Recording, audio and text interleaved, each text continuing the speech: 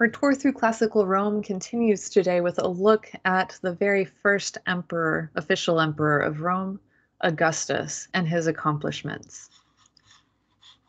When last we left off, we saw that the Republic had been expanding its borders, and in doing so created new problems for itself that resulted in years of civil war. During one of these unstable, chaotic periods, we saw a general named Julius Caesar arise, who captured the popular imagination of Romans and made himself dictator of Rome. For this, he was murdered in the Senate, stabbed 20-something times by fellow senators who believed that he was a tyrant, so always with tyrants, they are said to have said.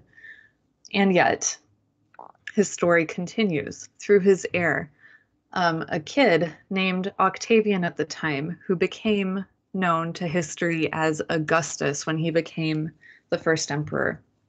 When Caesar died, Augustus was 19 years old. He was a kid. But much like Alexander the Great, this was a time period where teenagers can make history, and some of them do a lot of good things. Following Caesar's death, Augustus took up the fight with the conspirators who had plotted against Caesar.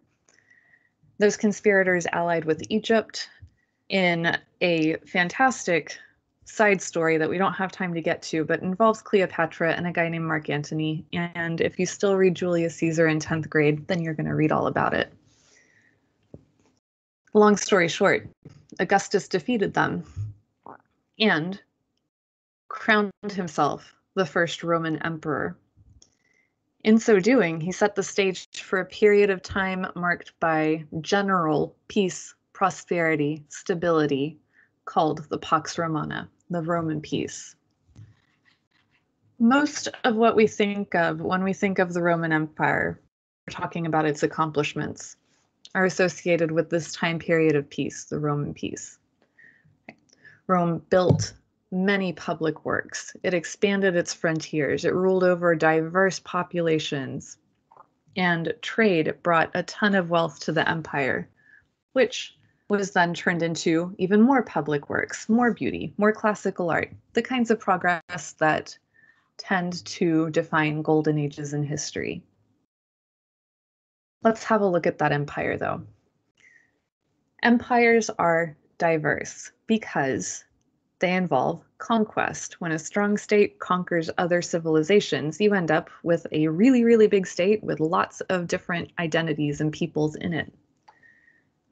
They had ancient Britons up in modern day England. The Gauls were the tribe in France that were conquered by Caesar. Egypt, conquered by Augustus finally. And like that's the famous story where Cleopatra kills herself by having a snake bite her. And Judea. Judea in the Middle East and modern day Israel, the promised land of the Jews, and during the Pax Romana, the birthplace of Jesus Christ and the establishment of Christianity. That's a lesson for another time. Today we're going to just look at the empire itself. It is hard to rule over people who don't enjoy the experience of having been conquered, and nobody enjoys the experience of having been conquered. So how was it done? Look how big this territory was. It was huge. Sometimes it's hard to tell from a map, especially with our modern day notions of how fast it is to communicate. But time worked differently in the classical period. If you look up at this map, you'll see estimated travel times between different places in the Roman Empire, and it was huge. The Mediterranean Sea made travel in like Mediterranean basin areas relatively easy. You could get from Rome to like Alexandria in Egypt or Jerusalem in a couple of weeks, and back in the day that was really fast. Overland, though, travel was way more difficult. Going from Londinium in Britain to Rome could take close to a month. From one end to the other, it could take about 7 weeks. How do you govern an empire that is this big and that diverse? The Romans had several answers to this question. The main one build roads so you can move your army so that you can secure everything by force if you have to. Also, trade. Having an empire this big and this diverse enriched Rome with resources from all over the known world. Feel free to pause this slide and have a look at the specific resources that Rome could pull from different parts of its empire.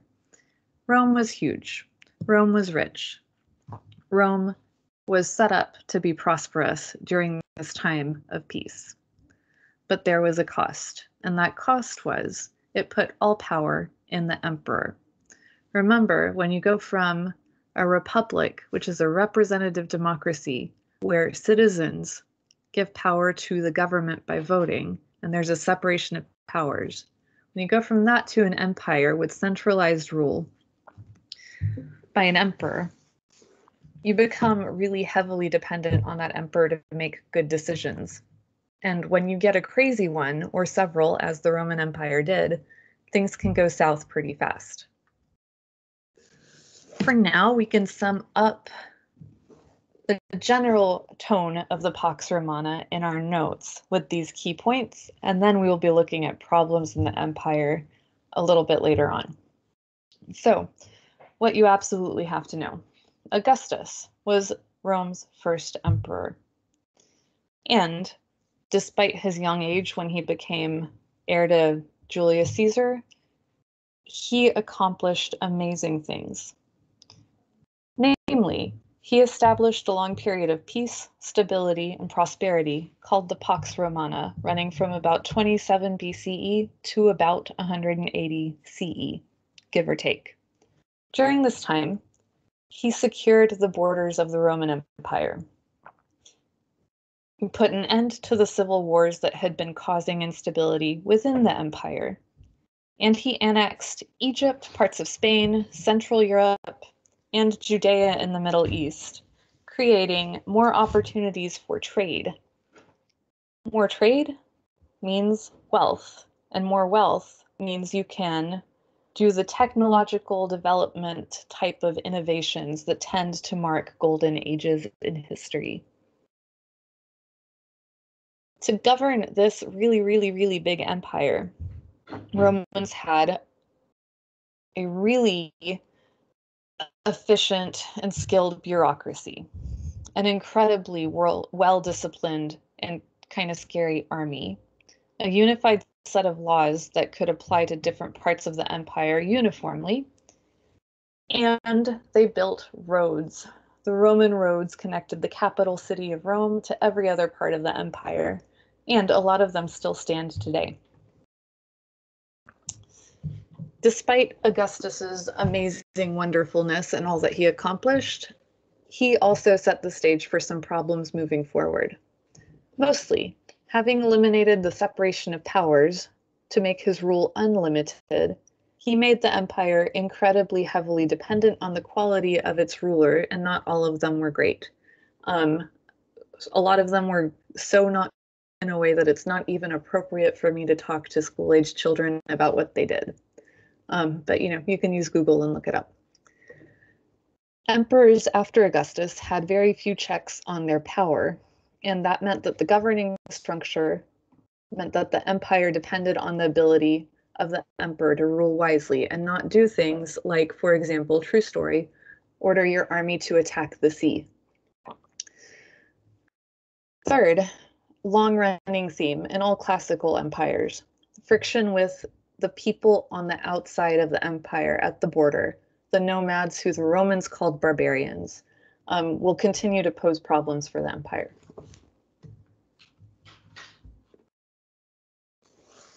It's important when we look at golden ages in history to keep an eye on what might not have been so great for ordinary people. If you lived in the Roman Empire at this time, there were some pretty clear benefits. Rome saw itself as a civilizing force in conquered territories, bringing advanced knowledge to places that didn't have it. That means Roman architecture, Roman aqueducts, Roman roads. They brought two languages, Latin and Greek, to the entire region, which really helped in terms of communicating ideas. They had an incredibly efficient network of roads, which was not only useful for moving soldiers, but also a post office, messages, communication. Ideas could travel here too. Additionally, they imposed a universal system of laws, weights, measures, and coinage to the whole empire, which helps keep things nice and organized. And most of all, relative peace and prosperity. What I mean by that relative part is that most people in the Roman Empire could live without worrying about being invaded or killed, which for that time in history was pretty uncommon. So that's all like the golden part, the nice bit.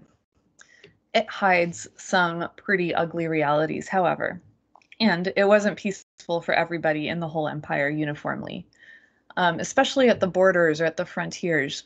There were a lot of violent skirmishes as the empire tried to gain more territory or hold on to it from invading tribes. Within Rome, Romans spent their free time watching gladiators fight to the death in an arena, which was no fun if you were a slave forced to be a gladiator, although it does make for good movies. Also, being conquered is not nice or fun or pleasant or humane. Most people don't like it. And sometimes, often, a conquered people who are unhappy with imperial rule can begin to cause some major problems for the empire. The rise of Christianity is actually a really good example of this last point, and I think we're going to look at it tomorrow. We can also get a sense of what Rome was like by having a look at its laws. And if you're curious about this, I encourage you to pause the video here and just have a look.